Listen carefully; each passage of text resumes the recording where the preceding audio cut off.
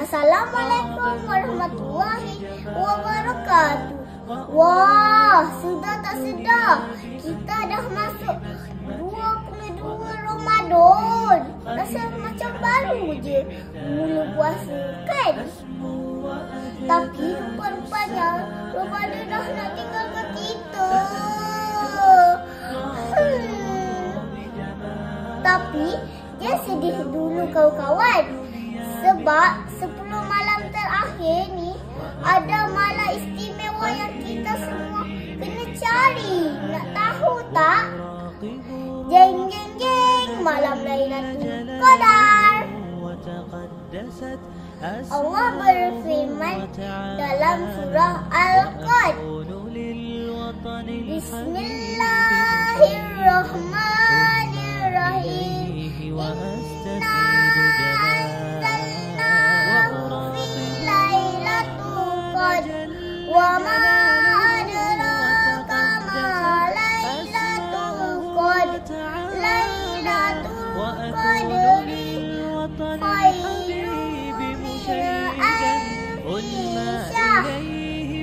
Sesungguhnya kami telah menurunkan Al-Quran pada malam kemuliaan. Dan tahukah kamu apakah malam kemuliaan itu? Malam kemuliaan itu lebih baik daripada 1000 bulan. Masya Allah, satu malam yang lebih baik daripada 1000 bulan. Kalau dikira lebih 83 tahun ibadah.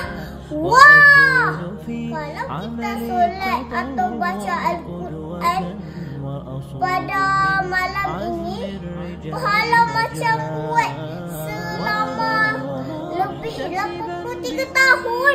Mesti kita tak nak terlepaskan. Macam mana nak dapat Lailatul Qadar? Okey, kawan-kawan, jom kita buat misi cari Lailatul Qadar. Misi pertama, bangun solat malam, mesti solat tarawih dengan penuh semangat.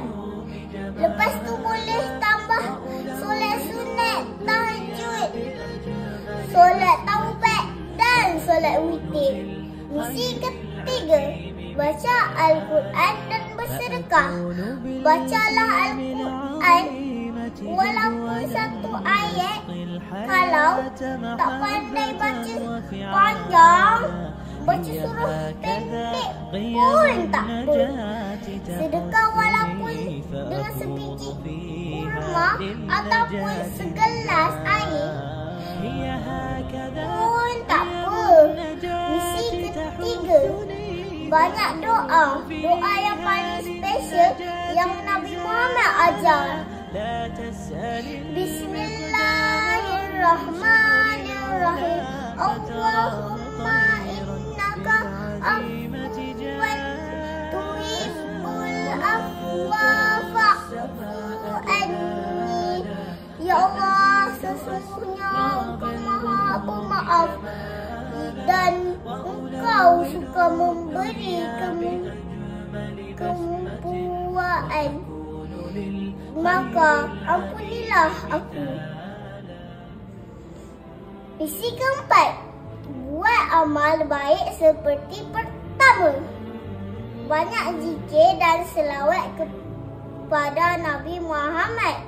Kedua, tolong mak ayah di rumah. Ini pun dapat pahala tahu. Ketiga, jangan gaduh dengan adik-beradik walaupun dia selalu ambil mainan kita. Sabar. Sebagai penutup, jom kita jadi wira Ramadan. Kawan-kawan, Ramadan dah nak habis. Tapi kita masih ada peluang jadi wira Ramadan, wira ibadah dalam 10 malam terakhir ni. Siapa nak masuk syurga? Angkat tangan. gunakan peluang kemasan ini dengan beribadah sebanyak-banyak. Moga kita semua dapat malam Lailatul Qadar dan mendapat pahala yang banyak. Wallahu alam. Sekian, terima kasih.